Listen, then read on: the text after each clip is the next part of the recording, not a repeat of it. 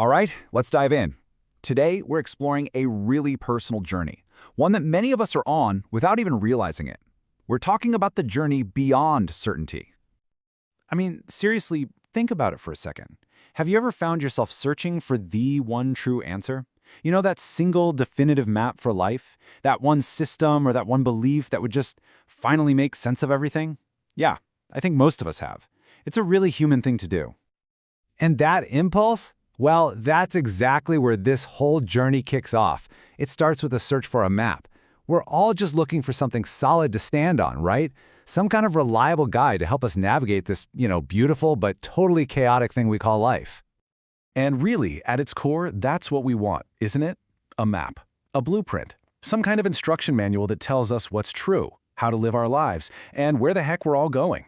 It all boils down to a search for security in a world that, well, it often feels anything but secure.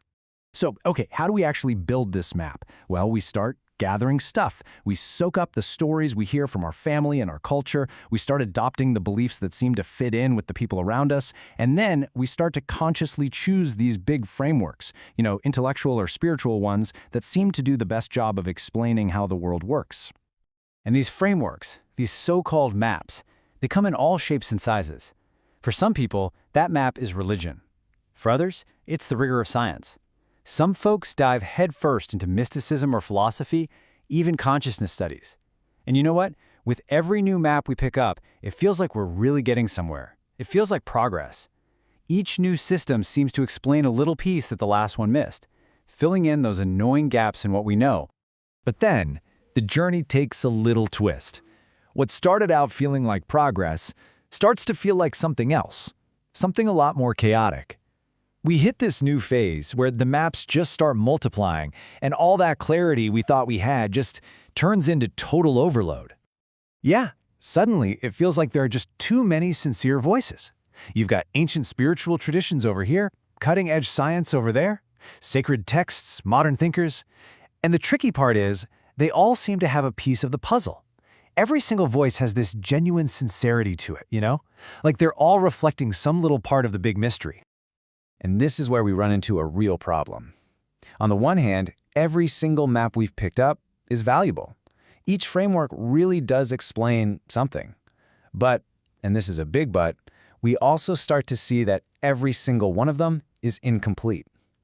And that realization, it can be really, really destabilizing. It kind of pulls the rug out from under you. And this is it. This is the big turning point. The moment you realize no single map holds the whole truth. You start to see that maybe the Bible doesn't have the whole story on its own, and neither does physics or mysticism. You start to suspect that the one perfect, all-encompassing map you are looking for, well, it might not even exist. And this leads us to the climax of the whole journey, which isn't, by the way, a moment of failure. It's actually a breakthrough. It's what we can call the collapse of certainty. And it's all about the surprising freedom we find when we finally just let go. I mean, the whole system just gets overloaded. There's just too much to know, too many partial truths.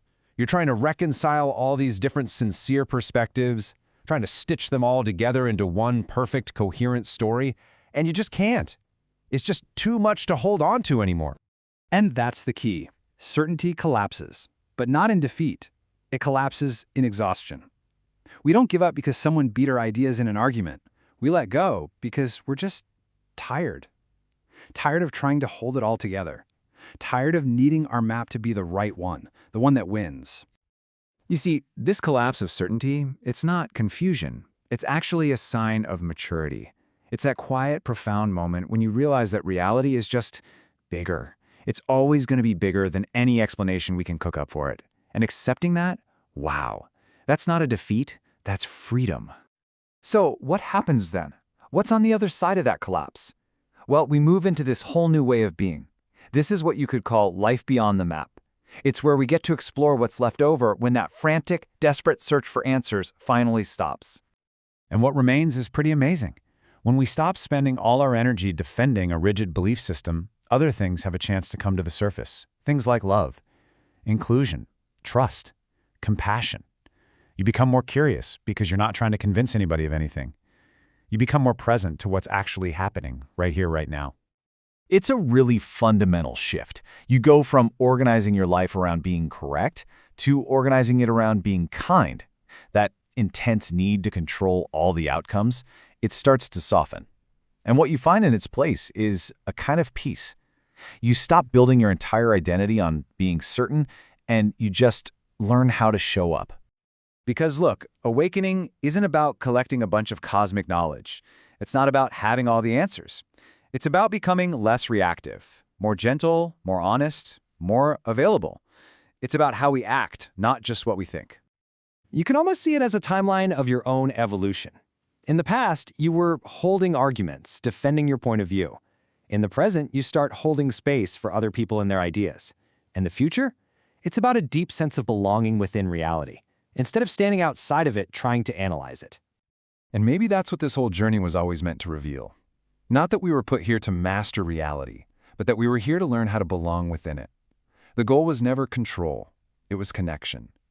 It was about finding our place, not by having the perfect map, but by learning to live in the actual territory with a little more grace and a little more humility. So, I'll just leave you with this question to think about. In your own life, what maps are you clinging to? I mean, really holding on with a white-knuckled grip. And what incredible, beautiful, freeing things might you discover right here in the messy reality of it all if you just dared to put the map down for a little while?